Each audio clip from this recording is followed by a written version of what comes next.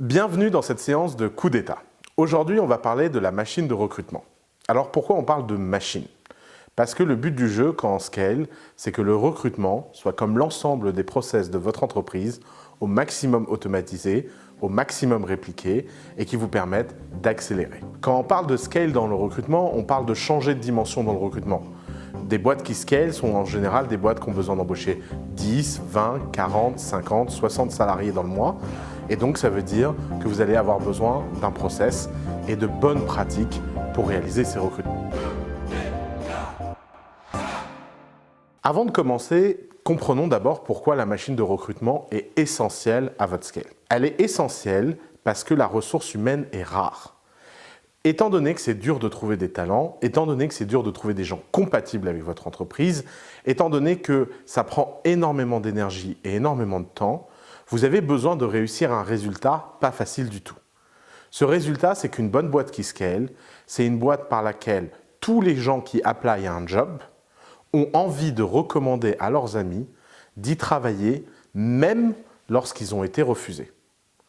Par exemple, chez Stripe, qui est l'une des meilleures entreprises en termes de scale de recrutement qui existe sur le marché, chez Stripe, ils regardent combien ils ont de candidats qui proviennent de la recommandation de candidats qu'ils ont refusés. C'est la métrique ultime chez Stripe concernant le recrutement. Pourquoi? Parce que si quelqu'un qui passe par votre process trouve le process tellement bien qu'il a envie de recommander quelqu'un pour travailler chez vous alors que lui-même a été refusé, alors là, vous avez atteint le Graal. Pourquoi? Parce que comme un petit virus, les candidats vont devenir viraux. Ils vont répliquer et porter la bonne parole du process à leurs amis et peut-être que le candidat de vos rêves est un de leurs amis ou un ami de leurs amis. C'est pour ça que le process de recrutement dans les boîtes qui scale est pensé comme un produit, avec exactement le même funnel ARRR que dans un produit. Vous avez une étape d'acquisition des candidats, vous avez une étape d'activation des candidats, vous avez une étape de rétention des candidats et vous avez une étape de referral des candidats. De plus, si vous êtes sur un marché concurrentiel sur lequel les talents sont très demandés par les autres entreprises, la vélocité de ce process et votre capacité à réaliser un process humain, clair et rapide fera la différence.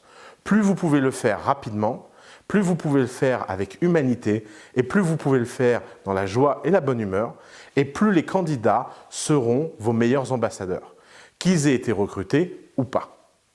Alors, comment on fait pour avoir un super processus de recrutement?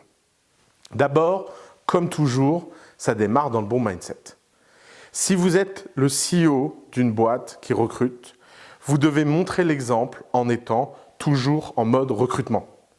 Vous êtes dans le train à côté de quelqu'un, c'est l'occasion d'un entretien de recrutement caché. Vous êtes dans l'avion avec quelqu'un, c'est l'occasion de voir si cette personne est potentiellement une bonne personne pour votre équipe. Vous êtes en vacances au restaurant et vous rencontrez quelqu'un, c'est peut-être une opportunité. Vous avez des amis qui recherchent un travail, vous leur parlez systématiquement. Vous avez besoin d'adopter ce mindset du « always be hiring » pour être capable de montrer l'exemple en interne. Et vous avez besoin de faire comprendre à tout le monde que faire rentrer des leads dans votre funnel de recrutement, c'est la chose la plus importante. Avant de qualifier les leads, il faut qu'un maximum de gens passent par votre process.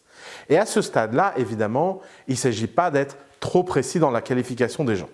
Encore une fois, je vous ai dit, un bon process de recrutement qui scale, c'est un produit qui donne envie aux gens refusés de recommander des offres d'emploi à d'autres gens.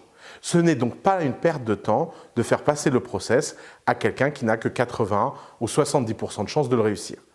Pourquoi? Parce que même si vous avez 30% de doute sur cette personne, si la personne passe un bon process, elle devient quelqu'un qui a envie de recommander votre entreprise. Et la réputation de votre processus de recrutement est essentielle.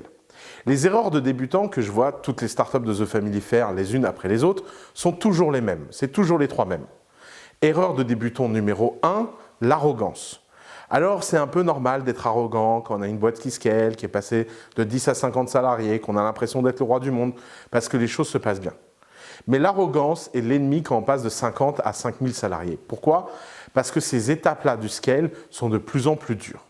N'oubliez pas que les 20 premiers recrutements sont infiniment plus simples que les 20 derniers recrutements de votre boîte. Plus votre boîte grandit et plus les recrutements sont durs. Deuxième erreur des processus de recrutement, c'est de ne pas standardiser les étapes de recrutement et penser que le recrutement peut être fait comme au début de façon informelle. Le recrutement informel ne fonctionne qu'à la condition que dans votre entreprise, vous n'ayez pas beaucoup de postes à pourvoir. À partir du moment où vous avez besoin de rentrer dans un process quasi automatisé, vous avez besoin de mesurer toutes les KPI à toutes les étapes et vous avez besoin de rendre quelqu'un responsable du fonctionnement de ces KPI.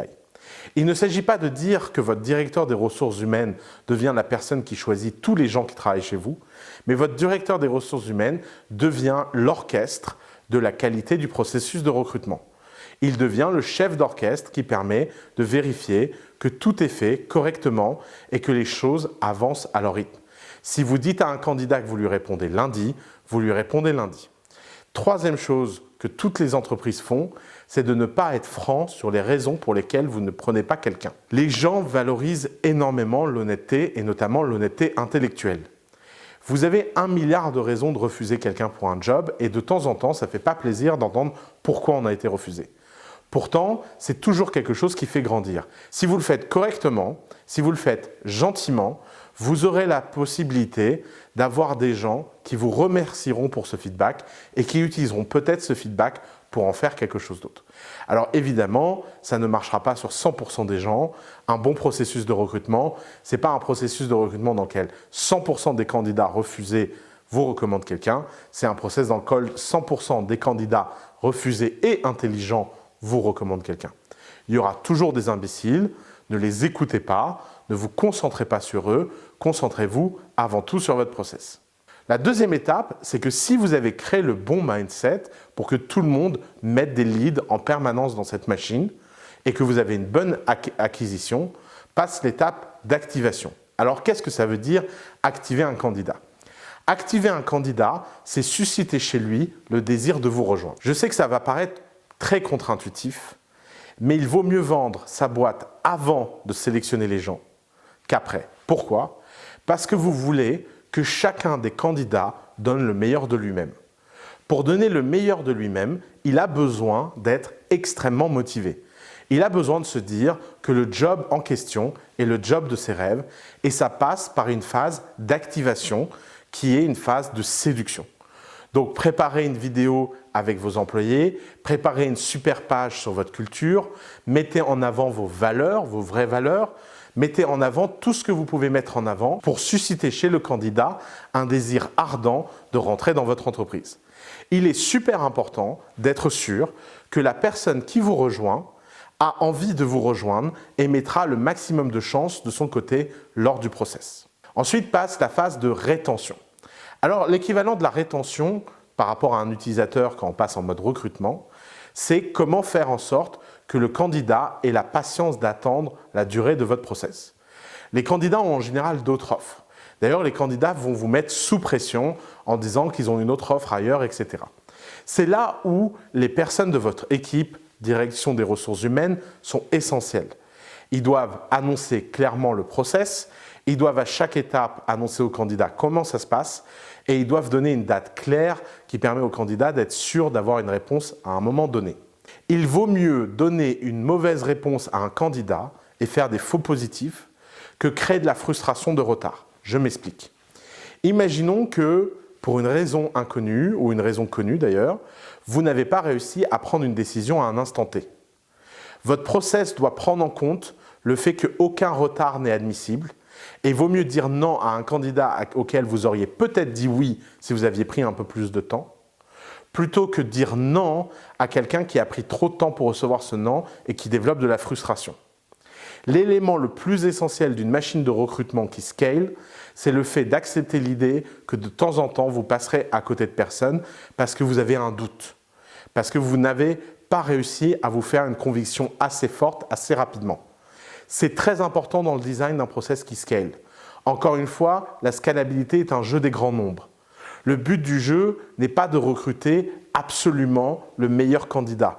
Le but du jeu est d'avoir un process qui fonctionne dans 80% des cas. Si vous cherchez les 100% de perfection, vous allez passer votre temps à faire des entorses à votre process et vous allez passer du temps à déstandardiser votre process de recrutement. Il n'y a rien de pire que de déstandardiser. L'une des meilleures leçons que j'ai prises à The Family, c'est de voir des CEO extrêmement focus, être capables de dire non à de très bons candidats qui avaient des conditions particulières qui les empêchent de rentrer dans le process. Pourquoi? Parce qu'ils savent qu'il vaut mieux perdre individuellement un bon candidat que collectivement changer un process qui fonctionne. Pourquoi? Parce qu'encore une fois, le scale est un jeu des grands nombres. Vous n'êtes pas à la recherche du performeur magique qui va faire la différence. Vous êtes à la recherche d'avoir un process qui assure une qualité moyenne correcte à l'ensemble des gens qui sont recrutés dans votre boîte. Et encore une fois, on ne parle pas du recrutement d'un top exécutif qui peut être particulier, on parle du recrutement dans la machine de la plupart des gens qui vont travailler chez vous. Ensuite, lorsque la rétention a été bonne, vous pouvez donner une réponse positive ou une réponse négative. Réponse positive passe à l'étape d'intégration dont on a déjà parlé. Réponse négative passe à la question « Est-ce que vous êtes prêt à me recommander des gens ?» Et c'est le moment de laisser le candidat pouvoir faire un feedback actif et un feedback qui peut être donné à l'ensemble des gens qui ont participé au process de recrutement. Il est très important d'être itératif dans ces process, de voir qu'est-ce qui a frustré les gens et tout ce que vous pouvez améliorer, l'améliorer au fur et à mesure. Encore une fois, les outils habituels du scale doivent être mis au service du recrutement. Tout ce que vous pouvez standardiser dans le process, vous devez le standardiser. Tout ce que vous pouvez mettre à l'écrit, vous devez mettre à l'écrit. Tout ce que vous pouvez automatiser, vous devez l'automatiser. Et évidemment, vous ne devez laisser aucune distance à la négociation. L'une des parties les plus délicates et les plus importantes d'un processus de recrutement, c'est la rémunération. Et je vous encourage à faire une grille de rémunération standard qui soit la même pour tout le monde pour éviter les discussions individuelles. Dans une entreprise qui scale et qui n'a pas le temps pour l'individualité, il n'y a rien de pire qu'avoir des rémunérations qui suivent une logique individualiste. Vous avez besoin d'avoir une logique claire concernant vos rémunérations et si un candidat ne rentre pas dans cette grille, vous devez simplement maintenir votre grille. Personne n'est assez bon à scale pour faire une différence telle que le process n'ait pas besoin d'être suivi. Et si quelqu'un de très bon a envie de venir travailler chez vous, ce n'est pas une différence de 2 ou 3 000 € par an sur son salaire qui fera la différence. Ne vous faites pas avoir par des gens qui se vendent très bien et ne vous faites pas avoir par des gens qui réclament de la spécificité. La spécificité risque de tuer votre process et de vous mettre en difficulté sur le long terme. Donc vous voyez, le processus de recrutement, c'est comme tous les autres processus de votre entreprise. C'est un processus qui doit être pensé comme un produit. Le produit, c'est votre entreprise, les candidats sont les clients et vous avez envie de leur donner la meilleure expérience possible. Évidemment, le meilleur moyen de faire ça, c'est d'avoir une culture forte. Dans la prochaine séance de coup d'état, on va voir comment développer la culture de votre entreprise et comment faire en sorte que la culture de votre entreprise soit au top du top. Merci, à bientôt.